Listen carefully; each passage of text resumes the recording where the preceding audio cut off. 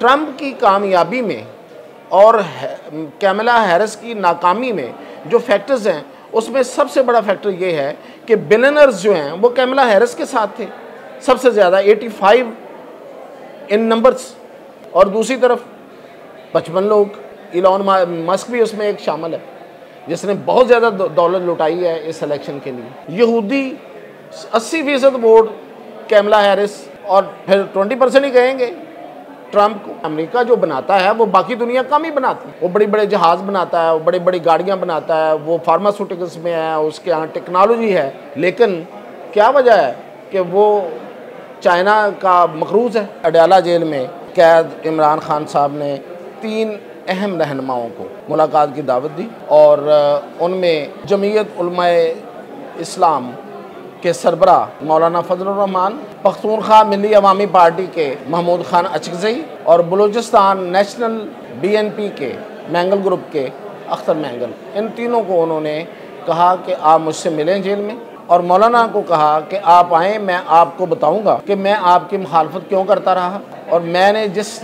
Level पे जाके आपकी मुखालफत की वो किसके कहने पे की। नाजरीन, आज थोड़ा सा तारीख़ की तल्ख़ हकीकतें और मौजूदा अमेरिका, इस पे थोड़ी सी गुफ्तगू करेंगे। उम्मीद है आप पसंद करेंगे। इसके अलावा 3 जमातों के सरबराहान को अडयाला जेल से मुलाकात का कहा गया लेकिन वो नहीं गए। वो कौन से सरबराहान हैं और क्यों नहीं गए। और तीसरी पोजीशन पे हम बात करेंगे, ये जो मेरा और आप सबका यहाँ ख़ास तौर पे लाहौर और पंजाब में रहने वालों का मसला है, ये जो हम जहर इनहेल करते हैं रोज़ाना की बुनियाद पे, तो इस पे बात करते हैं। तो सबसे पहले हम जो डिस्कस कर रहे हैं वो ये है कि ये जो अमेरिका में इलेक्शन हुए हैं और जिसके नतीजे में ट्रंप कामयाब हुए हैं, क्या ये एक आम सा फिनोमेना है? जिस तरह के इससे पहले बाइडन कामयाब हो गए थे, ट्रंप को शिकस्त हुई थी, या उससे पहले ट्रंप जीत गया था और ओबामा को हुई थी, और उससे पहले हिलरी को हुई थी, और उससे पहले ओबामा जीत गया था स्याह फार्म। तो ये क्या उसी तरह का एक आम सा वाक़या है? ट्रंप तो इससे पहले भी रहे हैं, तो इसमें ख़ास बात क्या है? तो मैं इसको एक डिफरेंट एंगल से आज देखना चाहता हूँ। क्या मैं उसको क्वालिफाई कर पाता हूँ, ये फ़ैसला आपने करना है। देखिए, कौमें जो होती हैं और जो बड़ी कौमें होती हैं और जो सुपर पावर्स कहलाती हैं अपने अपने दौर की, अपने अपने इरा की, उनकी एक कहानी होती है अरूज की और ज़वाल की। तो इसे बहुत से लोगों ने इस पे लिखा, सोचा, बात की। कौमों का अरूज व ज़वाल। आज की सुपर पावर अमेरिका है और माजी में बहुत सी सुपर पावर्स रही हैं। उन सुपर पावर्स की जब ज़वाल की कहानी शुरू हुई, मैं ये नहीं कह रहा कि ज़वाल हो गया, वो भी हो गया, और आज मैं ये हरगिज़ नहीं कह रहा कि अमेरिका को कोई ज़वाल आ गया है, लेकिन कहानी तो शुरू होते होते होती है।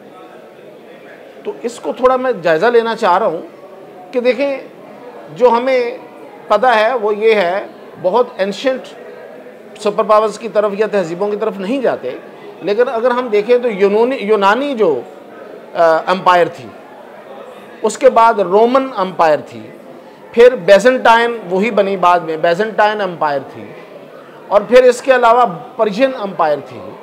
फिर हम जानते हैं सब उस्मानी सल्तनत उस्मानिया, यानी कि खिलाफत उस्मानिया जो बाद में बनी। तो इन सब बड़ी एम्पायर्स का एक अरूज था। फिर बाद में यूनाइटेड किंगडम बनी। इन सब जो एम्पायर्स हैं, इनका एक अरूज था, फिर एक क्लाइमेक्स था, और फिर उस एंटी क्लाइमेक्स शुरू हो गया। तो उसमें क्या फैक्टर्स थे? अगर आज के दौर में, आज अमेरिका के साथ हम कुछ मिला के देखें, तो क्या अमेरिका उस पर पूरा उतर रहा है, या कोई ऐसी कुछ सीन है भी, या हम सब ऐसे बैठे खुश होते रहते हैं? और ट्रंप का जीतना जो है वो अब इस बहस को क्यों इग्नाइट कर रहा है, तो इस पर देखते हैं। देखिए, तमाम एम्पायर्स जो हैं उनके अरूज के बाद जो एंटी क्लाइमेक्स जो शुरू होता है उसमें 2 से 3 रीजंस बड़ी कॉमन है।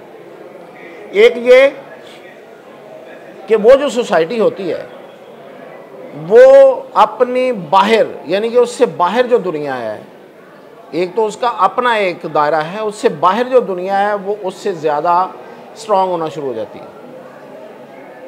और दूसरा, अंदर लड़ाई शुरू हो जाती है।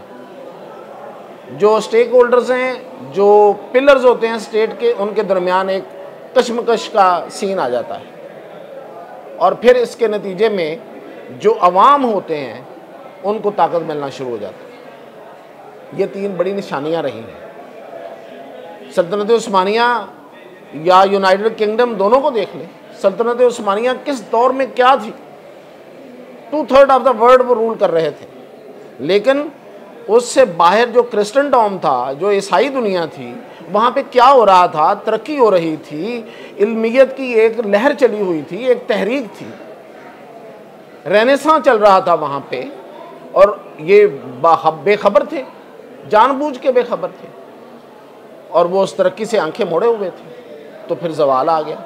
और आपको पता है कि जो खलीफा जो आखिरी थे इनके, वो किस कदर जो कर्ज़ों में जकड़े हुए थे। फिर उनको कर्ज़े देने के लिए पता नहीं क्या क्या बातें मानना पड़ी। उस वक़्त की जो बरतानवी सल्तनत थी, जो इसका जो रूल था। और बरतानिया का क्या हुआ था कि जो बाकी जो पावर्स थी, जो अमेरिका था वो उभर रहा था, तो बरतानिया को फिर डूबना शुरू हो गया। और बरतानिया के अंदर जो वेल्थ की जो प्रोडक्शन थी वो कम हो गई, और उसको फिर बिलाखिर अपने जो टेंटिकल्स फैलाए हुए थे उसने वो उठाना शुरू कर दिए। उसने जैसे इंडिया से भी चला गया। तो अब क्या, अमेरिका एक सुपर पावर है, लेकिन ये आज की सुपर पावर है जिसकी कोई कानूनी तो नहीं है, लेकिन उसकी असर रसूख इतना ज़्यादा है कि पूरी दुनिया पे वो इस वक्त हुक्मरानी करता आ रहा है एक अरसे से। तो आज ये बात क्यों हो रही है, तो इसका जायज़ा लेते हैं। देखें, ट्रंप की कामयाबी में और कैमला हैरिस की नाकामी में जो फैक्टर्स हैं, उसमें सबसे बड़ा फैक्टर ये है कि बिलियनर्स जो हैं वो कैमला हैरिस के साथ थे सबसे ज़्यादा, 85 इन नंबर्स, 85 जो अरबों डॉलर की जो माइशत पे जो उनकी जो कंपनीज़ हैं जिनको वो ओन करते हैं, जो कॉरपोरेशंस को ओन करते हैं, वो 85 लोग जो कॉरपोरेशंस थी वो कैमला हैरिस को सपोर्ट कर रही थी। हिस्टोरिकल भी थी, हिस्टोरिकली भी वो जाहिर है कि डेमोक्रेट्स को करते आ रहे होंगे, लेकिन 85 लोग, और दूसरी तरफ 55 लोग।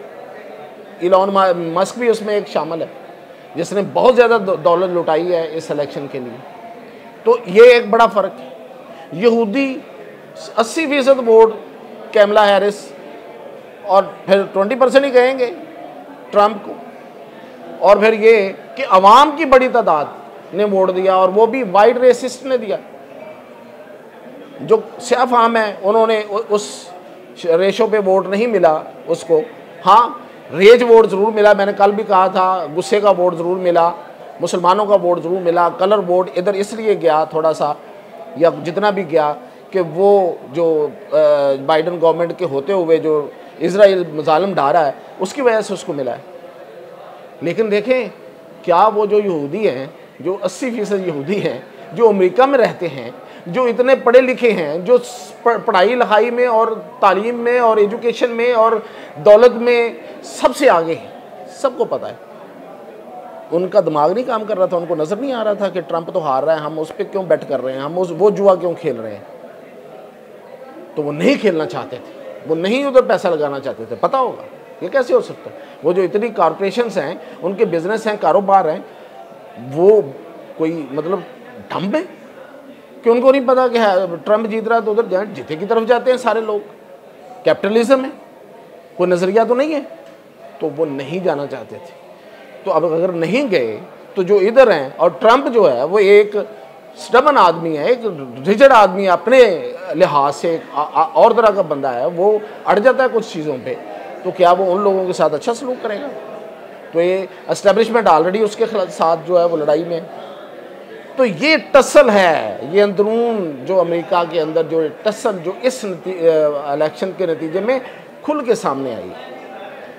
तो ये एक चीज़। और दूसरा, अमेरिका से बाहर चाइना और फिर बहुत से और कंट्रीज भी, जिसमें इंडिया भी कह सकते हैं आप, वो ऐसे ग्रो कर रहे हैं। तो अमेरिका, मैं ये नहीं कहता कि अमेरिका को बड़ा डिपेंडेंट है। अमेरिका जो बनाता है वो बाकी दुनिया कम ही बनाती है। वो बड़ी बड़े जहाज़ बनाता है, वो बड़ी बड़ी गाड़ियाँ बनाता है, वो फार्मास्यूटिकल्स में है, उसके यहाँ टेक्नोलॉजी है। लेकिन क्या वजह है कि वो चाइना का मकरूज़ है। 7.4 बिलियन डॉलर उसने चाइना के देने हैं, उसका कर्जा है उस पर 7.49।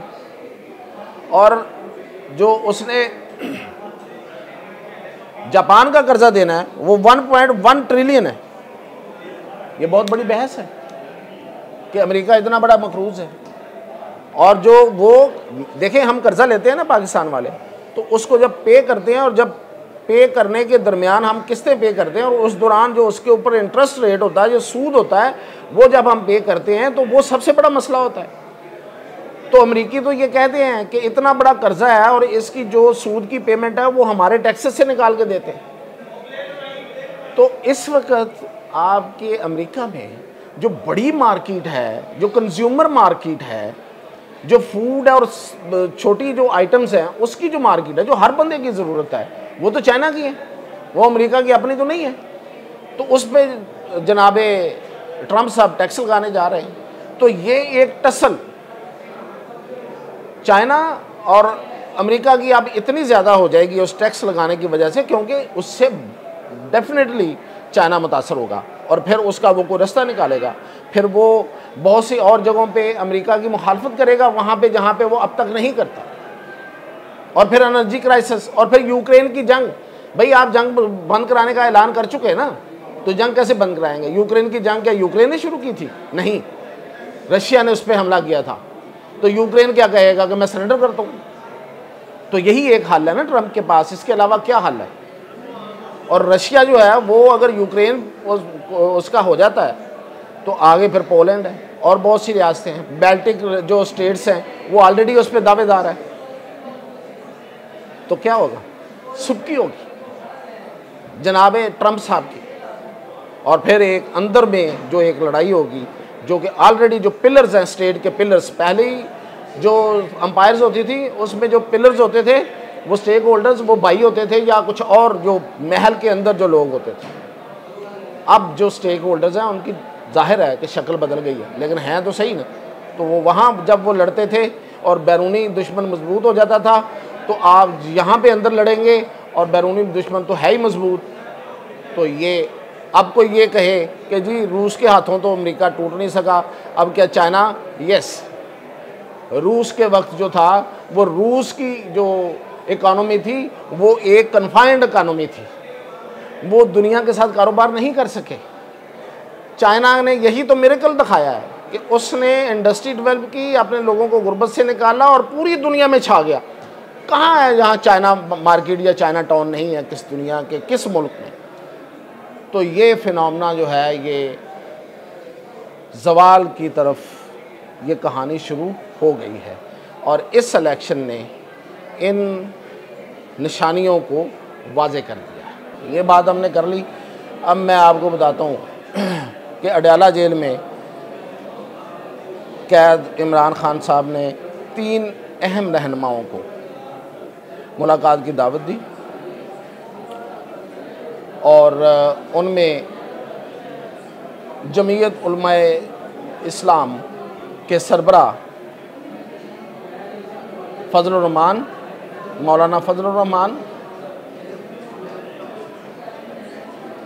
पख्तूनख्वा मिली अवामी पार्टी के महमूद खान अचकज़ई और बलूचिस्तान नेशनल पार्टी BNP के मैंगल ग्रुप के अख्तर मैंगल, इन तीनों को उन्होंने कहा कि आप मुझसे मिलें जेल में, और मौलाना को कहा कि आप आएँ, मैं आपको बताऊंगा कि मैं आपकी मुखालफत क्यों करता रहा और मैंने जिस लेवल पे जाके आपकी मुखालफत की वो किसके कहने पे की, क्यों की।